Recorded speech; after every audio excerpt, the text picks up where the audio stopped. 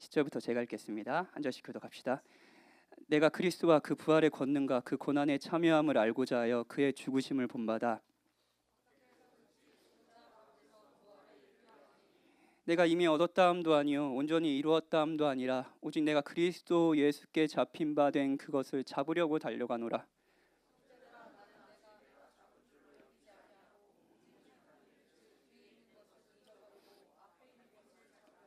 표대를 향하여 그리스도 예수 안에서 하나님이 위에서 부르신 부름의 상을 위하여 달려가노라.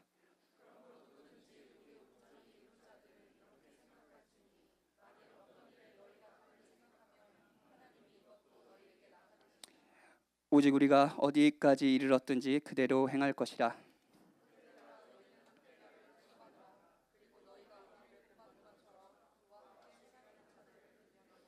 내가 여러 번 너에게 말하였거니와 이제도 눈물을 흘리며 말하노니 여러 사람들이 그리스도의 십자가의 원수로 행하느니라.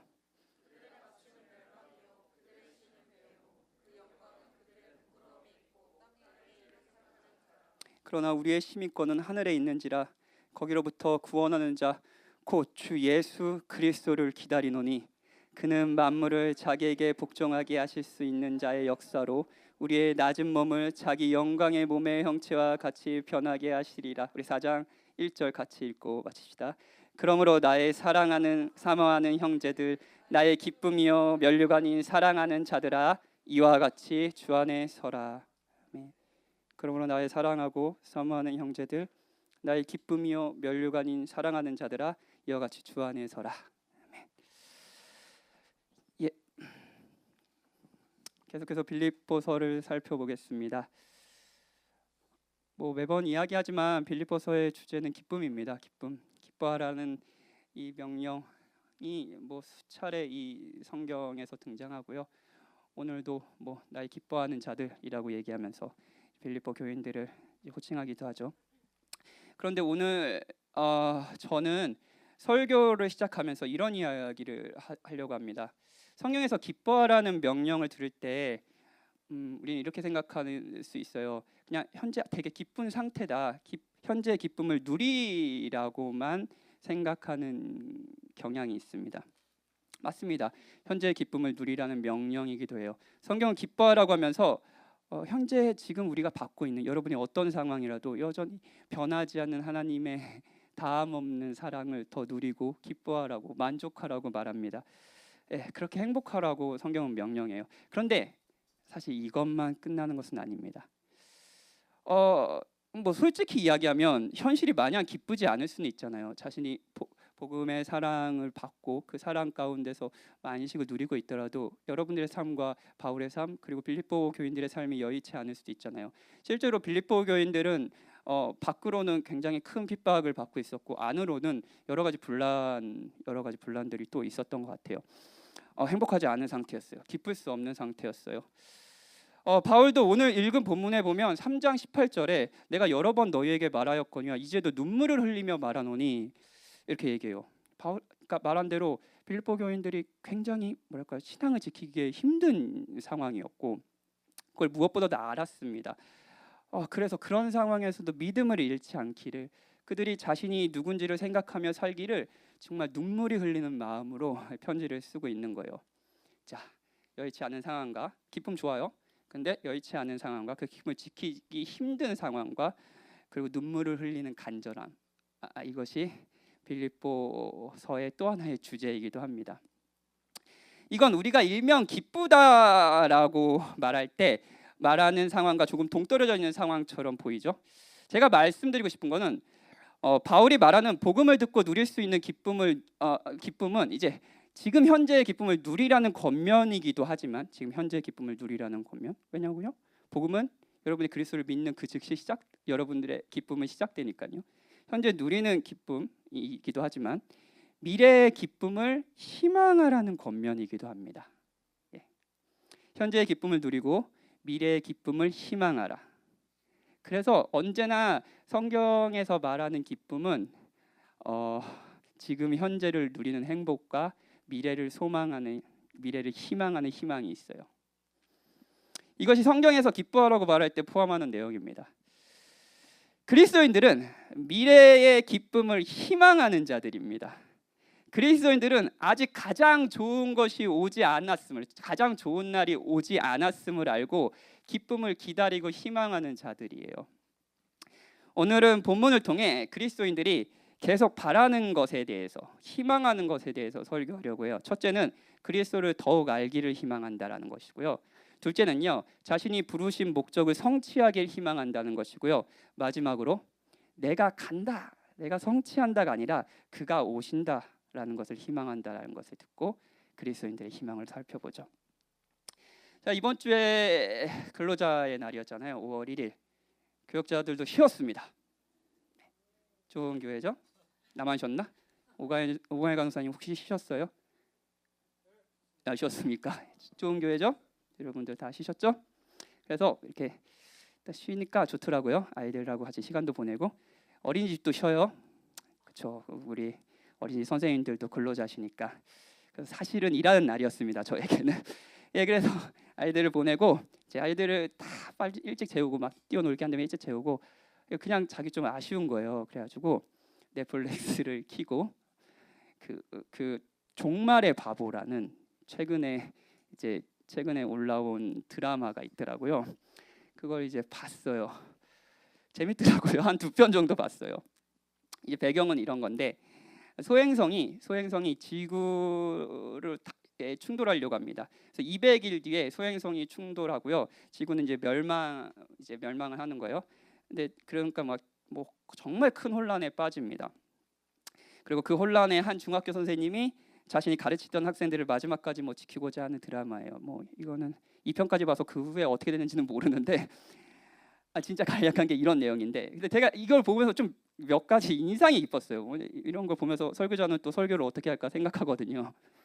근데 200일 뒤에 모든 것이 끝난다고 하니까 이제 대한민국은 그 소행성 충돌의 직접적인 피해 지역이라고 이제 뉴스에 막 뜨고 나사의 발표가 일어나고 막 그래요. 그러니까 막 전 세계로 나가려고 막 공항에 난리가 나고 막 됩니다.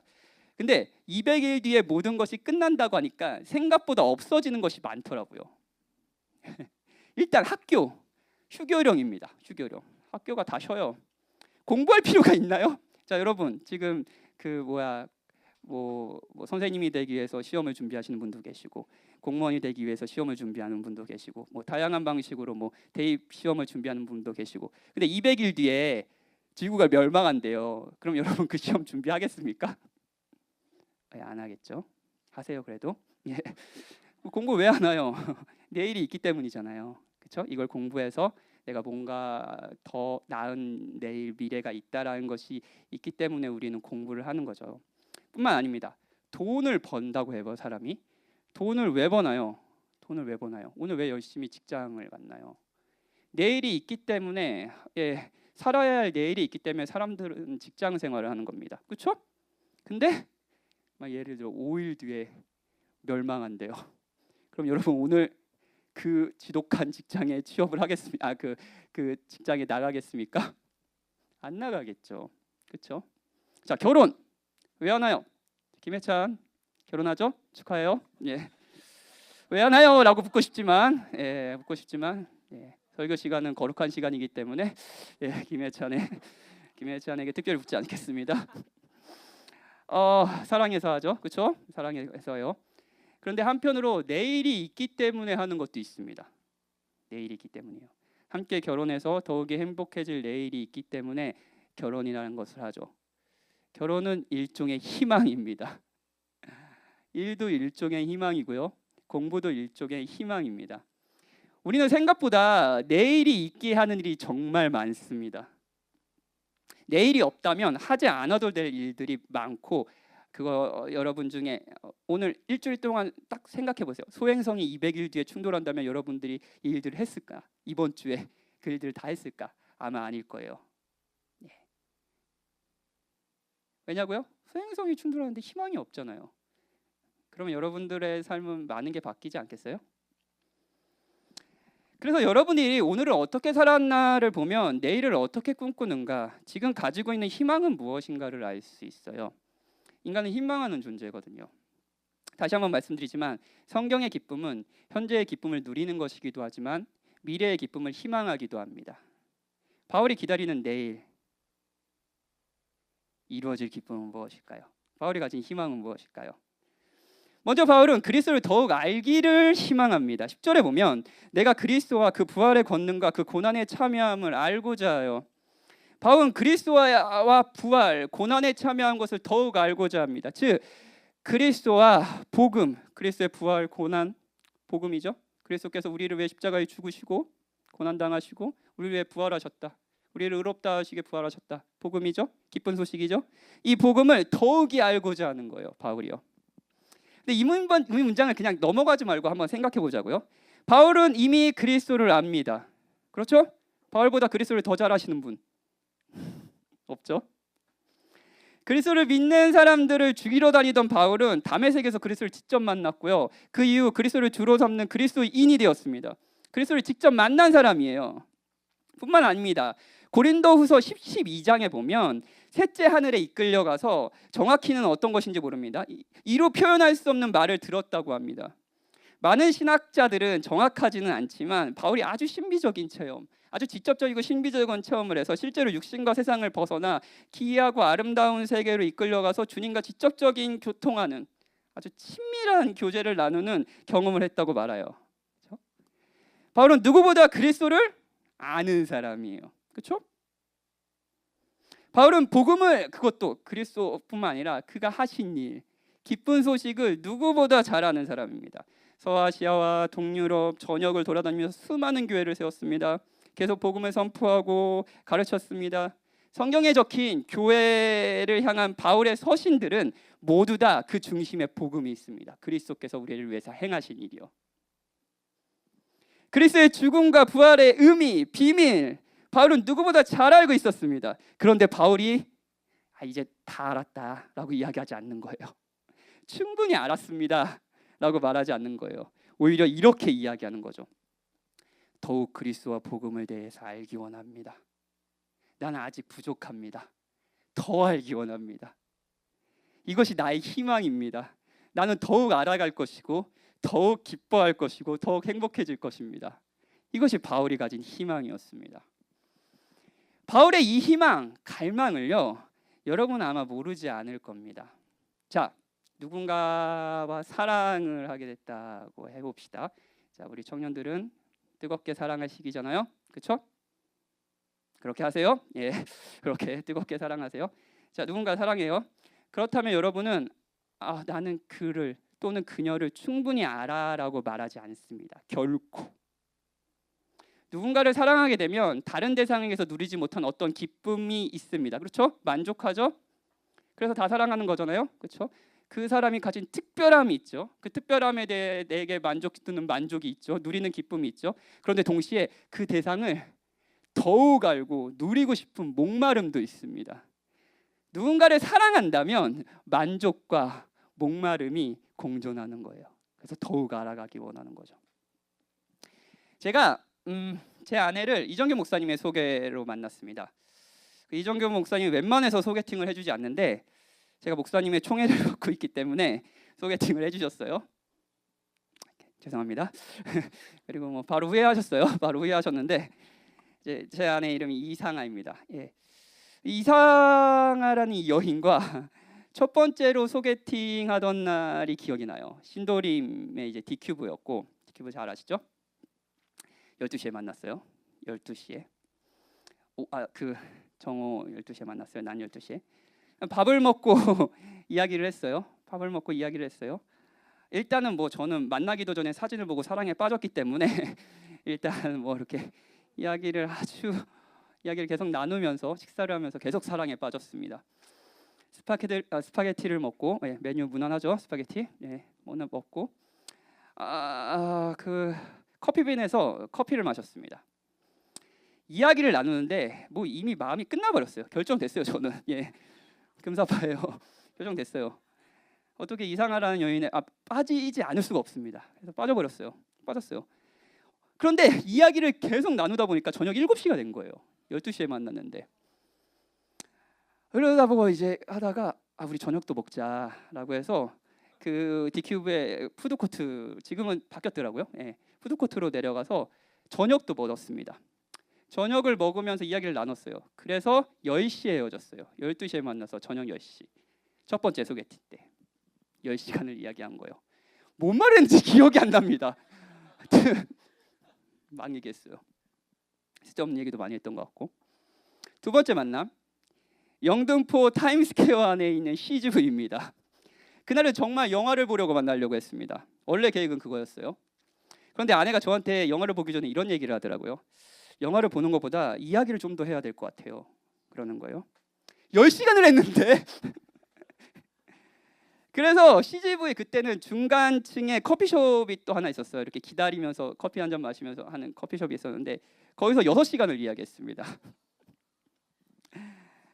아내는 지금 그때 그렇게 얘기한 걸 후회하고 있는데 자, 좋아요. 저는 아내가 두 번째 만날 때 더 이야기하고 싶어요라고 말할 때 이렇게 얘기하지 않았습니다. 이미 지난번에 10시간이나 얘기했잖아요.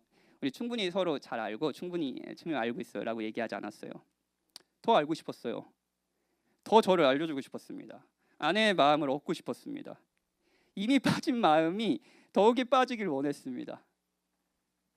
저는 그때 아내를 이미 누리고 있었지만 아내에 대해서 굉장히 큰 만족을 이 여인이구나, 이 여인을 무조건 잡아야겠구나 말이고도 있었지만, 그래서 어떤 대상에서도 얻을 수 없는 만족을 누리고 있었지만 동시에 거대한 갈망이 있었습니다. 더 알고 싶다, 더 함께하고 싶다. 그렇죠? 자, 이걸 사랑이라고 합니다. 한 번쯤 해보셨잖아요? 아니에요? 축복합니다. 사랑하세요. 그 사랑이 아니어도 인간은 종종 무한할 것 같은 아름다움에 빠지곤 합니다. 여러분이 만약 게임에 빠지셨다면 빨리 헤어나오세요. 여러분은 게임을 누리는 만족과 너무 만족스러운 거예요. 동시에 더 해야 되는 갈망하고 있을 겁니다. 만족과 갈망이요. 만약 유튜브를 통해서 여러분이 요즘에 재테크에 너무 관심이 많아요. 주식과 어떤 주식을 사라. 그리고 뭐 부동산에 너무 관심 많아요. 거기가 뭐 이제 개발이 될 테니까 꼭 지금 사야 된다. 지금 아니면은 이제 땅값 아파트값 너무 오르니까 빨리 사야 된다. 지금이 마지막 기회다. 막 이런 정보를 확인하는 분이 계시다면 여러분은 계속 보면서도 충분하다고 생각하지 않을 겁니다. 유튜브라는 바다에는 무한할 것 같은 부동산 정보로 수많은 채널이 있고요. 우리를 이끌죠. 인간은 그런 존재입니다, 여러분. 무한할 것 같은 아름다움에 빠지는 거죠. 만족하며 동시에 갈망하는 존재예요. 기독교 신앙이 없으신 분들이 계시다면 이런 이야기를 드리고 싶습니다. 여러분도 무언가를 사랑하고 있을 것이고, 사랑하고 있다면 그 대상을 만족하는 것과 동시에 갈망하고 있을 겁니다. 충분히 알았다고 말할 수 없을 겁니다. 여러분도 그 대상이 있을 거예요. 그것을 사람들은 사랑이라 부르기도 하고 열정이라고 부르기도 합니다. 뭔가를 희망하며 사는 거죠. 그런데 그 무한할 것 같은 아름다움에 빠졌지만 그 대상이 그렇지 못하다는 것을 실망한 적은 없습니까? 그리고 곧 다른 아름다움에 빠지는 거예요. 또 무한할 것 같은 아름다움에. 그리고 만족하고 갈망하죠. 그리스도인들도 여러분들과 동일합니다. 그리스도인들은 무한할 것 같은 아름다움에 빠진 사람들입니다. 그래서 만족하며 동시에 갈망하죠. 다른 점은 그리스도는 정말 무한하시다는 거예요. 그리스도 안에 있는 부유함이 끝이 없기에 바울의 마음속 가장 깊은 열망은 그리스도를 알고자 하는 것이었습니다. 에베소서에서는 이런 말씀이 있습니다. 능히 모든 성도와 함께 지식에 넘치는 그리스도의 사랑을 알고 그 너비와 길이와 높이와 깊이가 어떠함을 깨달아 하나님의 모든 충만하신 것으로 너에게 충만하게 하시기를 구하노라. 자신이 그리스도인이라면 여러분은 그리스도에 대해, 복음에 대해 알고 있는 사람일 겁니다. 그렇죠? 자, 질문하고 싶어요. 복음을 들었어요. 그분이 여러분을 위해서 하신 일이요. 어느 날 익히 들었던 그 얘기가 좀 다르게 들리는 날이 있었을 겁니다. 내가 생각한 것보다 훨씬 더 형편없고 비열한 죄인이라는 걸 진짜 실감나게 느껴지는 날이 있었을 겁니다. 여러분이 그리스도인이라면요. 여러분의 지독한 자기중심성 안에 소망이 없다는 것들도 절실하게 와닿는 그날이 있었을 겁니다. 그런데 그렇게 내가 생각해도 보다 훨씬 형편없는 사람이지만 내가 생각해도 보다 훨씬 영광스럽게 놀라운 사랑을 받았다라는 것을 들었는 날이 있었을 겁니다. 그래서 나 같은 죄인 살리신 그 은혜 놀라워라는 찬양이 다르게 들리는 날이요. 자, 좋아요. 그 시간을 기억하시나요? 그 시간이요. 그 시간에 여러분은 이렇게 말하지 않았습니다. 저도 그렇고 여러분도 그렇게 말하지 않았어요. 아, 이제 복음에 대해 다 이해했구나. 그리스도를 충분히 알았다. 그렇게 말했습니까? 아니요. 전 그날이 기억납니다. 저는 그렇지 않았어요. 밤새도록 기도를 하고 아침에 나왔을 때 저의 마음의 깊은 갈망은 나에게 말씀을 들려주세요라는 거였습니다. 계속 말씀해 주세요라는 거였습니다. 나는 부족하다는 거였습니다. 그런 시간이 여러분에게 있지 않았나요? 그렇다면 지금 차갑게 식어버린 여러분의 마음은 그리스도가 부족하기 때문입니까? 아니면 여러분이 충분히 알았기 때문입니까? 권태기인가요? 아니면 여러분의 마음이 바뀐 겁니까? 마틴 로이드 존스 목사님은 본문으로 설교하면서 기독교인들에게 경종을 울립니다. 한번 들어보세요. 그리스도인으로서 할 수 있는 말이 고작 나는 그리스도에 대한 이런저러한 사실을 믿는다라는 것밖에 없는 사람은 그리스도 안에서 아주 어린 갓난아이입니다. 물론 그에 관한 사실들도 믿어야 되고 객관적으로도 그를 믿어야 합니다. 그러나 그리스도인은 그 정도에서 멈추지 않습니다. 참된 그리스도인은 이 같은 교제와 생생한 교통을 경험합니다. 바울은 누구보다 그리스도를 알고 복음을 알고 있는 사람이었지만 알고 있기에 더욱 알기를 원했습니다. 그리스도를 향한 그의 마음 안에는 만족이 있지만 동시에 갈급함이 있었습니다. 거대한 갈급함이요. 바울은 더욱 그리스도를 알게 되길 원했고 그의 죽으심의 의미와 그의 고난의 의미와 그의 부활하신 의미, 부활의 능력의 의미를 더욱 알고자 했습니다.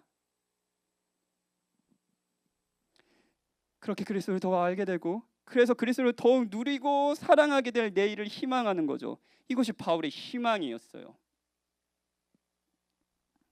두 번째 바울의 희망은 자신을 부르신 목적을 성취하기를 희망하는 것이었습니다. 12절이에요. 내가 이미 얻었다함도 아니요 온전히 이루었다함도 아니라 오직 내가 그리스도 예수께 잡힌 바 된 그것을 잡으려고 달려가노라. 14절. 표대를 향하여 그리스도 예수 안에서 하나님이 위에서 부르신 부름의 상을 위하여 달려가노라. 표대는 경주자의 목표였습니다. 결승점이라 할 수 있어요. 바울은 아직 결승점에 오지 않은 거예요. 바울은 자신의 삶에 어떤 목표가 있고요. 아직 그 목표를 달성하기 위해 달려가는 자라고 자신을 말합니다. 목표가 뭘까요? 사역의 열매일까요? 바울은 하나님께서 부르신 이유, 바울을 통해 복음이 곳곳에 선포되고 바울을 통해 하나님께서 자기 백성들을 부르시는 것, 이것이 자기가 사는 이유라고 생각했습니다. 이 표대를 향해 바울은 달려가고 있는 거예요. 더욱이 자신이 물론 그리스도 안에서 하나님께 용납받은 죄인이지만 여전히 자기 안에 있는 죄가 있고 형편없는 사람이라는 걸, 죄인 중에 괴수라는 걸 알았기 때문에 더욱이 그리스도가 계획하신 대로 자신이 더욱이 거룩해지고 흠없는 자로 세워주기를 바랬습니다. 다윗의 경주는 아직 끝나지 않은 거예요. 죽을 때까지요. 바울은 표대를 향해 달려가고 있습니다. 자, 생각해 볼게요. 바울은 기독교가 전 세계적으로 전파되는데 가장 결정적인 역할을 하는 사람입니다. 역사상이요. 역사상. 바울로 인해 기독교 교리는 더 정돈됐어요. 그렇죠? 로마서. 수많은 열매들이 맺혔습니다. 바울은 큰 성공을 한 사람입니다. 바울이야말로 이렇게 이야기할 수 있는 거 아닌가요? 나만큼 훌륭한 열매를 맺은 사람이 있어요? 내가 세운 교회가 몇 개인지 아세요? 내가 가는 곳곳마다 교회들이 있습니다. 저의 영광스러운 열매를 보세요. 그러나 바울은 과거의 승리 위에 서 있기를 거절하고 다가올 영광을 열렬히 고대합니다. 하나님께서 바울을 부르신 이유는 아직 완성되지 않았고 바울은 그것을 위해 계속 달려가는 거예요. 물론 바울은 자신의 사역의 열매, 부르신 목적을 자기가 얼마나 성취했는지, 자기가 얼마나 전도하고 얼마나 교회를 세웠는지로 자신이 하나님께 인정을 받는다고 생각하진 않았습니다. 12절에 보면 그리스도 예수께 잡힌 바 된 그것을 잡으려고라고 말합니다. 바울은 그리스도를 잡지 않았습니다. 오히려 그리스도가 바울을 잡았죠. 그가 열심히 그리스도를 잡아서 그리스도의 사람이 된 것이 아닙니다. 그리스도가 죄인 중에 괴수인 바울을 잡았습니다. 그는 이 사랑으로 그리스도의 사람이 되었습니다. 그리고 부르신 목적이 있죠. 바울이 다메섹에서 그리스도를 만난 이후 눈이 멀었고요. 아나니아라는 사람을 만납니다. 그리고 이 괴수를 잡으신 그리스도는 잡으신 목적을 아나니아를 통해서 이렇게 얘기하시죠. 가라, 이 사람은 내 이름을 이방인과 임금들과 이스라엘 자손들에게 전하기 위하여 택한 나의 그릇이라. 바울은 그리스도께서 자기를 부르신 목적을 성취하길 고대합니다.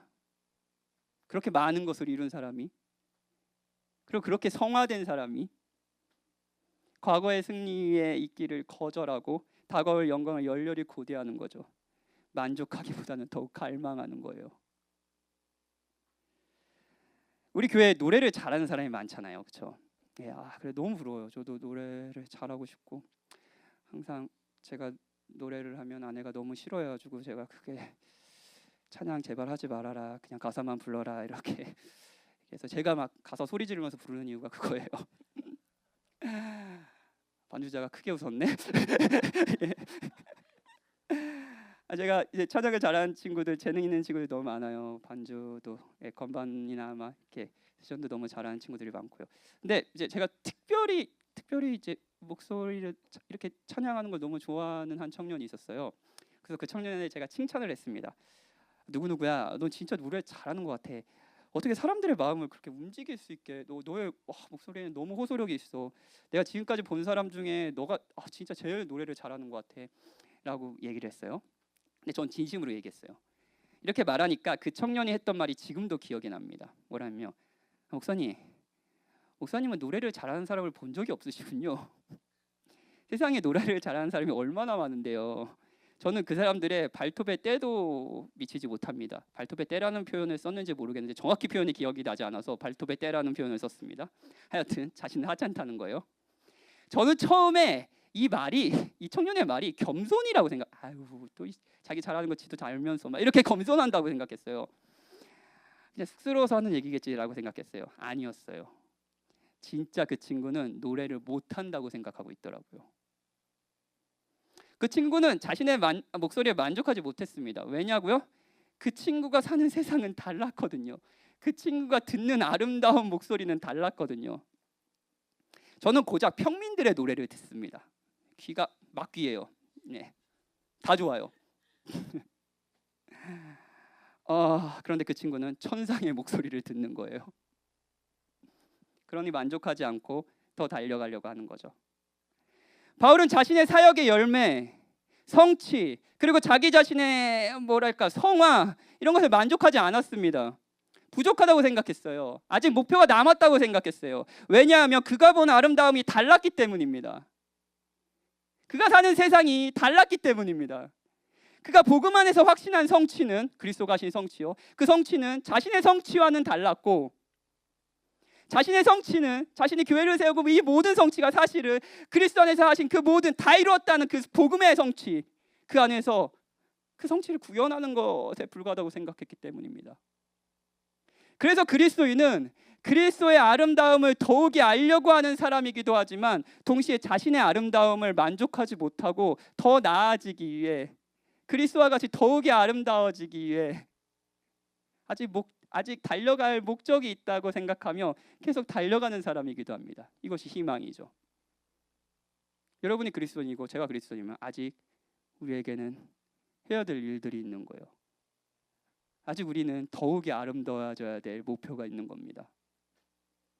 사랑하는 여러분, 만족과 갈급함이 공존하는 교회라는 공동체에는 사실 복음을 듣고 만족함과 동시에, 복음이 진짜 우리 안에 일하면 만족함과 동시에 갈망이 있다고 그랬죠.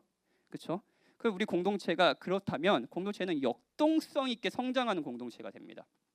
자, 이런 일이 일어나죠. 말씀이 선포돼요. 말씀이 선포요. 금요기도회든 뭐 각 시간마다 말씀이 선포되고 성도와 교제들을 하고요. 막 서로 복음을 나눕니다. 그 시간에 깊이 있는 죄에 대한 깨달음이 생깁니다. 자신이 이룬 성취에 만족하기보다는 그 성취의 자금을 보고요. 그때 동시에 복음이 말하는 바 우리가 어떤 용서를 받았고 어떤 사랑을 계속 받고 있을지 그 희망을 듣습니다. 그리고 그것을 누리죠. 그러면 그때 하나님이 요구하시는 삶을 조금 더 자신이 복종하고자 하는 의지들이 생깁니다. 그래서 그 복종을 하기 시작해요. 그런데 막 이렇게 살다가 또 이내 자신이 죄에 대한 깨달음이 생겨요. 말씀을 듣고요. 그리고 복음을 듣죠. 사랑받고 있다는 걸요. 그러면 또 하나님이 요구하는 삶을 예전보다 조금 더 성숙한 방식으로 살아가기 시작합니다. 계속 이러한 변화들이 있어요. 교회와 신자는요, 죽을 때까지 성장합니다. 우리가 나이가 들어도, 노인이 되어도 지난 과거의 승리에 도취되는 것이 아니라 내가 젊었을 때는 어떤 신자였고 하나님 위해서 내가 무엇을 했고 내가 아니에요. 이건 복음을 모르는 사람들입니다. 우리는 노인이 되어도 앞으로 주실 승리를 계속 고대하며 표대를 향해 달려갈 겁니다. 이것이 바울이 가진 희망이었어요. 자, 문제는 내일을 희망할 수 없는 상황이 우리에게 계속 던져진다는 겁니다. 소행성 충돌 200일 전입니다. 소행성이 모든 것을 파괴하기 위해 지구로 달려오고 있습니다. 희망이라는 것이 있습니까? 공부할까요? 일할까요? 바울은 감옥에 있습니다. 감옥은 무엇보다 내일의 삶이 보장될 수 없는 곳이었습니다. 사형수는 공부를 하지 않습니다. 공부 왜 해요? 사형수는 일을 하지 않습니다. 일을 왜 해요? 사형수는 내일이 없습니다. 희망이 없어요. 소행성이 온다는 소식을 들은 사람들이나 바울이나 무엇이 다르겠습니까? 누구보다도 희망이 무의미한 상황에 놓여 있는 거예요. 혹시 여러분도 그렇지 않습니까?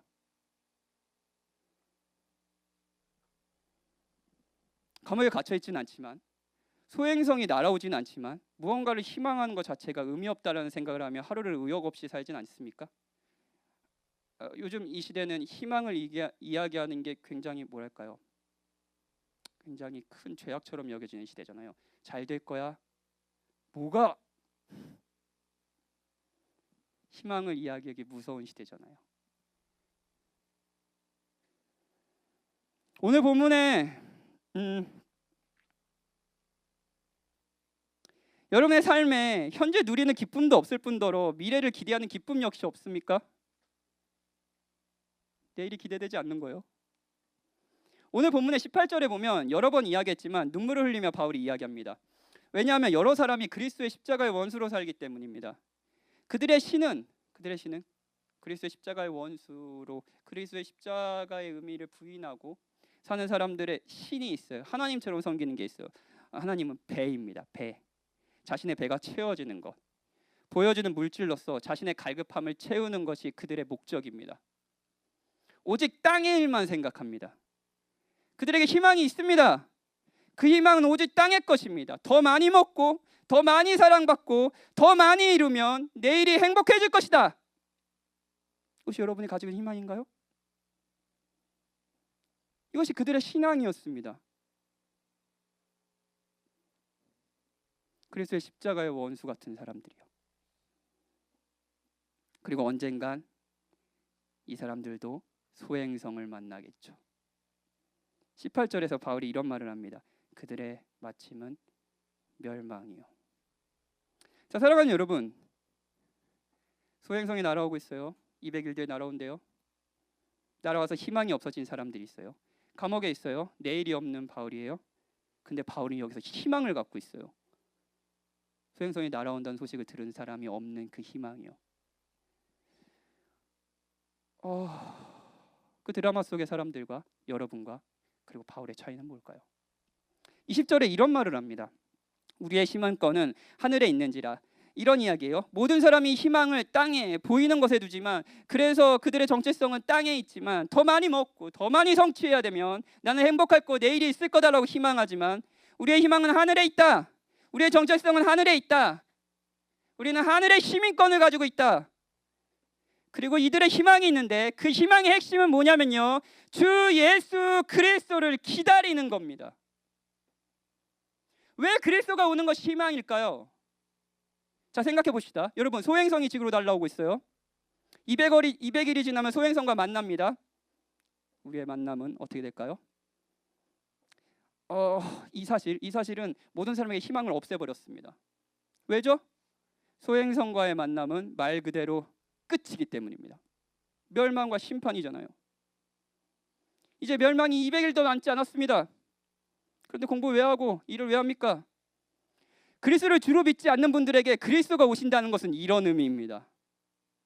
그리스도가 오셨을 때 그를 주인으로 삼지 않고 세상의 것들을 희망으로 삼았던 사람들의 마침은 멸망이 될 겁니다.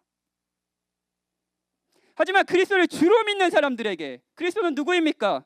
21절, 그는 만물을 자기에게 복종하게 하시리 수 있는 자의 역사로 우리의 낮은 몸을 자기의 영광의 몸의 형체로 같이 변하게 하시리라. 그리스도가 오신 이유는 우리를 멸망시키는 것이 아니라 자신의 몸과 같이 영광스럽게 자신이 아름다움과 같이 더욱이 아름다워지도록, 우리가 그렇게 되도록 오시는 겁니다. 그리스도인들에게 그리스도가 다시 오신다는 것은 멸망 끝이 아니라 영광스럽게 아름다워진다는 것, 이제 직접 사랑하는 이를 보고 그분을 영원토록 누리게 된다는 것을 의미합니다. 빌립보서에서 계속 말씀드리지만 빌립보서에서 가장 중심의 핵심적인 2장의 아름다운 시가 있었죠. 그 시에는 이런 구절이 있습니다. 사람의 모양으로 나타나사 자기를 낮추시고 죽기까지 복종하셨으니 곧 십자가의 죽으심이라. 이러므로 하나님이 그를 지극히 높여 모든 이름에 뛰어난 이름을 주사 하늘에 있는 자들과 땅에 있는 자들과 땅 아래 있는 자들로 모든 무릎을 예수의 이름을 꿇게 하시고 모든 입으로 예수 그리스도를 주라 시인하여 하나님 아버지께 영광을 돌리게 하셨느니라. 그분이 오실 겁니다. 우리를 위해 죽기까지 복종하신 그리스도, 그 그리스도를 하나님이 다시 살리사 지극히 높이셨습니다. 그리고 그 그리스도는 다시 오실 것이고 이번에 그 그리스도가 여러분을 높이실 것입니다. 우리의 낮은 몸을 자기의 영광의 몸의 형체와 같이 변하게 하시리라. 아멘. 이것이 내일이 없는 바울이 감옥에서도 희망을 가진 이유였습니다. 이것이 소행성이 날아와도 당장 내일이 죽는 날이라고 해도 기독교인들이 희망을 가지는 이유입니다. 그리스도는 오실 겁니다. 그리스도를 주로 믿지 않는 자들에게 그리스도가 오신다는 것은 소행성이 온다는 멸망 같은 소식이지만 여러분과 저에게는 그렇지 않습니다. 여러분과 저에게 그리스도는 소행성이 아닙니다. 우리의 영원한 신랑이죠. 그래서 성경은 이렇게 마칩니다. 이것을 증언하신 이가 이르시되 내가 진실로 속히 오리라 하시거늘. 아멘. 주 예수여 오시옵소서.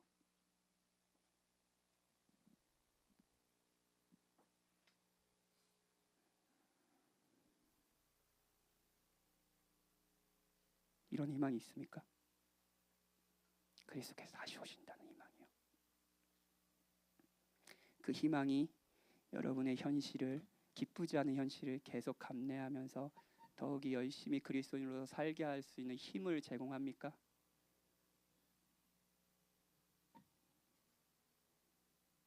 감옥과 같은 내일이 없는 상황에서도요. 이것이 바울이 가진 희망이었습니다. 바울은 그가 받은 사랑을 알기에 현재를 누리는 기쁨이 있었습니다. 감옥에서도요. 하지만 마냥 기쁘지는 않았습니다. 그래서 그는 미래의 기쁨을 희망했습니다. 그는 계속 달려가기로 했습니다. 그런데 바울이 가진 희망은 단순히 자신이 달려간다가 아니었습니다. 그가 오신다. 용서하신 그분이 나를 영화롭게 하실 것이다. 모든 것을 이루신 그분이 나를 부르신 목적을 이루실 것이다. 내가 달려가고 있는 듯 보이지만 그가 오시고 계신다. 이것이 희망이었습니다. 여러분이 이 희망이 있습니까? 여러분은 이 희망이 있습니까? 그리스도가 여러분의 내일이고 희망입니다. 여러분이 그리스도인이라면 여러분에게 가장 좋은 날은 아직 오지 않았습니다.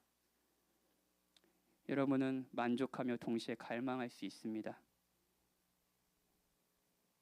그러니 나의 사랑하고 사모하는 여러분, 나의 기쁨이요 면류가 아닌 사랑하는 여러분, 이와 같이 주 안에 서십시오. 우리 같이 찬양하고 기도합시다.